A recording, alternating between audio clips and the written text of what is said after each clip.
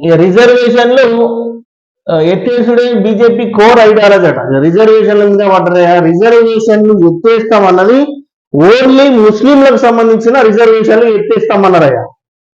మరి SC ST ఓబీసీలకు రిజర్వేషన్లు ఎత్తేస్తా అని ఎప్పుడన్నారు కానీ అన్న విషయం అయితే మనకు ఆల్రెడీ టీవీలలో కానీ దీంట్లో కానీ చూసిన విధంగా ఏంటంటే ముస్లింలకు సంబంధించిన రిజర్వేషన్లు ఎత్తేస్తాం, మా బీసీ బిడ్డలకు ఎస్టీ బిడ్డలకు ఓబీసీ బిడ్డలకు అన్యాయం జరుగుతుంది కాబట్టి వాళ్లకు లబ్ధి చేకూరంగా విధంగా చేస్తామని చెప్పేసి అన్నారు. కానీ మరి ఈ రిజర్వేషన్లు మొత్తం ఇప్పిస్తామని ఎప్పుడన్నారో సార్తోని.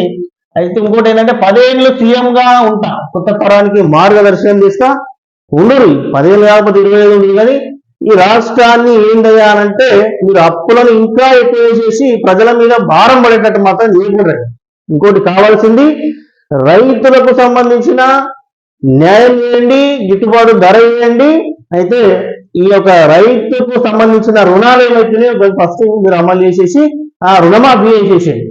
ఇంకోటి నిరుద్యోగుల బిడ్డలకి ఉద్యోగ నోటిఫికేషన్ అనేది సరైన క్రమంలో చేయండి. ఒక సెక్రటరేట్ లో ఒక ఏంటంటే క్యాలెండర్, ఉద్యోగకు సంబంధించిన క్యాలెండర్ కి సంబంధించి అలా పెట్టండి అయ్యా. మరి సంవత్సరానికి ఎంతమంది దిగిపోతున్నారు, ఎంతగా కొత్తగా రిక్రూట్ అవుతున్నారు అనేది ఒక ఉద్యోగ క్యాలెండర్ ఒక సెక్రటరేట్ లో పెట్టుకోండి అయ్యా.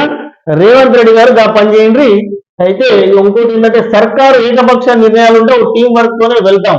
మంచిది, టీం వర్క్ తోనే వెళ్ళండి, మంచి అభివృద్ధి చేసుకోండి. తెలంగాణ రాష్ట్రాన్ని ఈ అప్పుల కుప్ప మాత్రం చేయకూడదు. ఆల్రెడీ 7 లక్షల కోట్లు మీరు పెట్టిపోయింది తెలంగాణ ప్రజల మీద మాజీ సీఎం కేసీఆర్. ఇక మీరు మరి రాష్ట్రాన్ని ఇంకే విధంగా చేస్తారో చూద్దాం. అయితే ఇక బరాబర్ గుంపు మేస్త్రినే, అదేం తక్కువ కాదు. అయితే ఏ మేస్త్రైనా కానీ చేసే పని కరెక్ట్ చేయండి. ఇక గుంపు మేస్త్రా, ఈ మేస్త్రి ఆ మేస్త్రి కాదయ్యా, చేసేది మంచిగా చేసేసేయండి.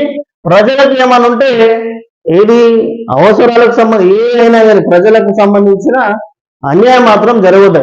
ఖచ్చితంగా మేము ప్రశ్నిస్తూనే ఉంటాం, ప్రజల తరఫున పోరాడుతుంటాం, మా నిరుద్యోగుల బిడ్డల తరఫున పోరాడుతుంటాం.